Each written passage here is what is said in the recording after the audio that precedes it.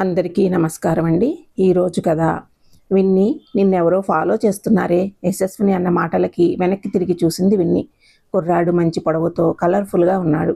ఎవరినైనా తన బాడీ లాంగ్వేజ్తో ఆకర్షించగల శక్తి తనకుంది. కానీ తాను అలా వెనక తిరగడం నచ్చలేదు విన్నీకి. ఏంటి మిస్టర్, ఏం కావాలి అని డైరెక్ట్గా అడిగింది విన్ని. నువ్వే కావాలి అని అన్నాడు వికాస్. ఏంటి? అదే నీలాంటి అమ్మాయిని ఇక్కడే నిన్న చూశాను. తను మీలాగే ఉంటుంది. మీరు మాత్రం కాదు, కన్ఫామ్గా. అయినా నువ్వు తన వెనకాల తిరగడం ఏంటి? అమ్మాయిలని నీ వెనకాలే తిప్పించుకునేలా ఉన్నావు. నువ్వు అమ్మాయిల వెనకాల తిరుగుతున్నావు అంటే నమ్మాలమ్మా, తప్పదు. ముందుగానే భారతదేశంలో అందమైన అమ్మాయిలు కరువైపోయారు. వెతికితే దొరకనిది అంటూ ఏదీ లేదు. గూగుల్లో కూడా వెతికా, అయినా కనపడలేదు. నువ్వు నిజంగా లవ్ చేస్తుంటే మనసులో వెతుకు, కనబడుతుంది అని నవ్వుతూ అక్కడి నుంచి వెళ్ళిపోయింది విన్ని. ఎదురుగా ఉంటే ఇంకా వెతకడం ఎందుకే పిల్ల అని మనసులో అనుకున్నాడు వికాస్. విన్ని హాస్టల్కి అయితే వచ్చింది, కానీ వికాసే గుర్తొస్తున్నాడు. ముఖ్యంగా అతని చూపు బాగా పరిచయం ఉన్నవాడిలా చూస్తున్నాడు. ఎంతవరకు మాట్లాడాలో అంతే మాట్లాడుతున్నాడు. ఎక్కడో చూశాను వాడిని అనుకుని వాళ్ళ అమ్మకి కాల్ చేసింది. అమ్మ, అత్తయ్య వాళ్ళు ఎక్కడుంటారు అని అడిగింది ఆత్రంగా. ఇప్పుడెందుకే వాళ్ళ గురించి అని అంది భవాని అనుమానంగా. ముందు చెప్పమ్మా. మీ అత్తయ్య వాళ్ళు మీ తాతయ్య చనిపోయాక మీ నాన్న, పెద్దనాన్న, నేను, మీ పెద్దమ్మ సరిగ్గా చూసుకోలేదని, అందువల్లే మీ తాతయ్య చనిపోయాడని మాతో గొడవపడి వెళ్ళిపోయింది. మీ అత్తయ్య అప్పటి నుంచి మన మధ్య మాటలు లేవు. ఏ శుభకార్యం పడ్డా మీ నాన్న వాళ్ళని పిలవలేదు, వాళ్ళు మనల్ని పిలవలేదు అని చెప్పింది విచారంగా. వాళ్ళు ఎక్కడున్నారు ఇప్పుడు? హైదరాబాదులో ఉన్నారనుకుంటా. అయినా నీకెందుకే అవన్నీ? నోరు మూసుకుని కూర్చో. వాళ్ళతో మనకి పని లేదు, సరేనా అని హెచ్చరించింది భవాని. సరే అమ్మా, వాళ్ళు ఎలా ఉంటారో ఎక్కడుంటారో నాకేం తెలుసు? తెలిసినా కూడా మాట్లాడకు. సరే అమ్మా, సరే. నాకు నిద్ర వస్తుంది, నేను బొజ్జోనా, గుడ్ నైట్ అని ఫోన్ పెట్టేసింది విన్ని పడుకుందే కానీ వికాసే గుర్తొస్తున్నాడు. తన కళ్ళు బాగా ఇబ్బంది పెడుతున్నాయి విన్నీని. రేపు కనపడితే బాగుండు అని అనుకుంటూ నిద్రపోయింది. మరుసటి రోజు కాలేజీ నుంచి వస్తుంటే వీధిలో సైడ్కి బైక్ పైన కూర్చుని ఉన్నాడు వికాస్. ఏంటండి, దొరికిందా మీ గర్ల్ ఫ్రెండ్? పోనీ ఎలా ఉంటుందో చెప్పండి, నేను వెతికి పెడతా. ఇంకా లేదండి, తను మీ హాస్టలే అనుకుంటా. ఆమె మీలాగే జున్నులా పట్టుకుంటే మాసిపోయేలా, ముట్టుకుంటే కరిగిపోయేలా ఉంటుంది. మీ పేరు ఏంటన్నారు? విన్నీ కదా, తన పేరు కూడా విన్నీనే అనుకుంటా. వికాస్ అలా మాట్లాడేసరికి సిగ్గుతో తల వంచుకుంది విన్నీ. ఏదో బంధం వికాస్తో కలుపుతున్నది అని విన్నీకి అనిపిస్తుంది. కొన్ని రోజులు నగరమంతా చక్కర్లు కొడుతూ కాలాన్ని ప్రేమమైకంలో కరిగించారు వికాస్ మరియు విన్నీలు. ఇంతలో విన్నీకి కాలేజీ చదువు అయిపోయింది. అనుకోకుండా ఒకరోజు, నువ్వు రాజీ అత్తయ్య కొడుకు కదా అని అడిగింది వికాస్ని విన్ని. అమ్మయ్యా, మట్టిబుర్రకు అర్థమయ్యేసరికి ఇన్ని రోజులు పట్టింది. మరి ముందే చెప్పుండొచ్చు కదా, చెప్తే కిక్ మిస్ అవుతాది పిల్ల అంటూ విన్నీని కౌగిలిలోకి తీసుకున్నాడు వికాస్ 5 అంకెల జీతంతో సాఫ్ట్వేర్ ఉద్యోగం చేస్తూ ఉంటాడు. చూడడానికి చాలా బాగుంటాడు. దానివల్ల చాలామంది అమ్మాయిలు అతనికి ప్రపోజ్ చేశారు, కానీ అందరినీ రిజెక్ట్ చేశాడు. దానికి కారణం ఒకటి ఉంది.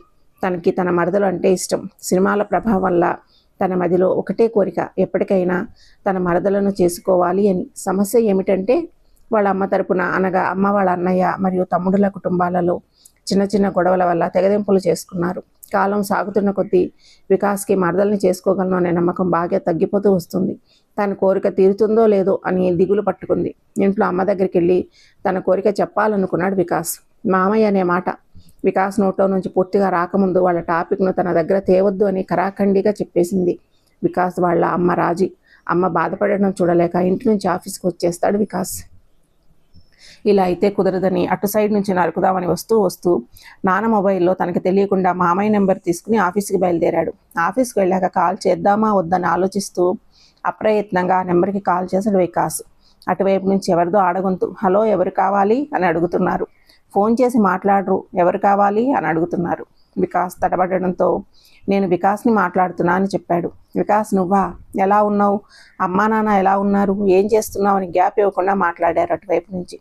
చివరిలో, నేను అత్తయ్యరా, మీ మామయ్య టిఫిన్ చేయడానికి వెళ్తూ మొబైల్ బెడ్రూమ్లో పెట్టి వెళ్ళారు అని ఈ నెంబర్కి కాల్ చేయకు, నేనే నీకు కాల్ చేస్తా అని పెట్టేసింది.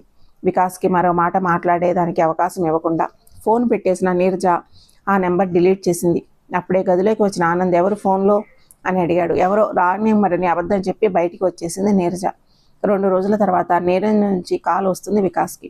బాగున్నావా వికాస్ అని జీరగోపోయిన గొంతుతో అడుగుతుంది. బాగున్నా అత్తయ్య, మీరు ఎలా ఉన్నారు? మేము బాగున్నాం వికాస్. అత్తయ్య డైరెక్ట్గా విషయానికి వస్తాను. శుచిని నాకు ఇచ్చేయండి అత్తయ్య, పెళ్లి చేసుకుంటా. అది నీకంటే పెద్దదిరా, నీకు వదిన వరుస అవుతుంది. ఆ మాటతో బాగా డేలా పడిపోయాడు వికాస్. కానీ మీ చిన్న మావయ్య కూతురుంది విన్ని, వెన్నెల, అదైతే నీకు కరెక్ట్ జోడు. ఇద్దరూ భలేగుంటారు. కానీ అది కాస్త పొగరబోతుంది. నీ వైపు చూస్తుందో లేదో కూడా తెలియదు. అదంతా నేను చూసుకుంటాలే అత్త. ఇంతకీ తను ఇప్పుడు ఎక్కడుంది? హైదరాబాదులో హాస్టల్లో ఉండి చదువుకుంటుందిరా. అడ్రస్ చెప్పు అత్తయ్య. సరే రాసుకో, తన ఫోటో వాట్సాప్ చేస్తా చూడు. సరే అత్తయ్య, పంపించు. ఉంటాను వికాస్, బై. లవ్ యూ అత్తయ్య, బై. నాకు కాదరా ఐ లవ్ యూ చెప్పవలసింది, విన్నీకి చెప్పు. సరే అత్తయ్య. మన ఫ్యామిలీ అందరినీ కలిపే బాధ్యత నీదేరా వికాస్. సరే అత్తయ్య, అంతా నేను చూసుకుంటాను. అమ్మ, నాన్న, అత్తయ్యలు, మామయ్యలు అందరూ వినండి. నేను విన్ని లవ్ చేసుకుంటున్నాం. ఇప్పుడు యుఎస్ వెళ్తున్నాం. మీ ఈగోలను, మీ పంతాలని మీరు నిరభ్యంతరంగా పాటించండి. ఇంకో విషయం, ఇక మేము తిరిగి రాము. ఇన్ని రోజులు మమ్మల్ని పెంచినందుకు ధన్యవాదాలు, బాయ్ అని ఒక వీడియో మెసేజ్ అందరి చరవాణిలలో ప్రత్యక్షమవుతుంది. ఇంటి నుంచి వెళ్ళిపోయిన కొడుకు గురించి ఆలోచిస్తుంది రాజీ. వాడి గురించి వదిలే రాజీ, వాడు మన కొడుకు కాదు, మనకు పుట్టలేదని అనుకో అని అన్నాడు మోహన్. రాజీ బాధని కంట్రోల్ చేద్దామని. మీకేంటండి చెప్తారు, వాడిని కడుపులో పెట్టుకు పెంచింది నేను, నాకు తెలుసు ఆ బాధ ఏమిటో అంటూ కన్నీళ్లను తుడుచుకుంది రాజీ. మాటల మధ్యలో ఇంటిలోకి అడుగు పెడుతున్న వికాస్ని చూసి ఆశ్చర్యం కలిగిన ఆనందంతో వెళ్ళి హత్తుకుంటుంది రాజీ. మా నాయనే, ఎన్ని రోజులైందిరా నిన్ను చూసి, ఎలా ఉన్నావు, సమయానికి తింటున్నావా లేదా అని ప్రశ్నల వర్షం కురిపించింది. వికాస్ అవేమీ పట్టించుకోకుండా విన్నీ విన్నీ అని పిలుస్తాడు. విన్నీ కూడా లోపలికి వస్తుంది. నాన్న, మీరు కూడా ఇటు రండి అని పిలవడంతో రాజీ పక్కన నిలబడతాడు మోహన్. మమ్మల్ని క్షమించండి అమ్మా, నాన్న అని కాళ్ళకి దండం పెట్టుకుంటారు. విన్నీ కూడా క్షమించమని అడుగుతుంది.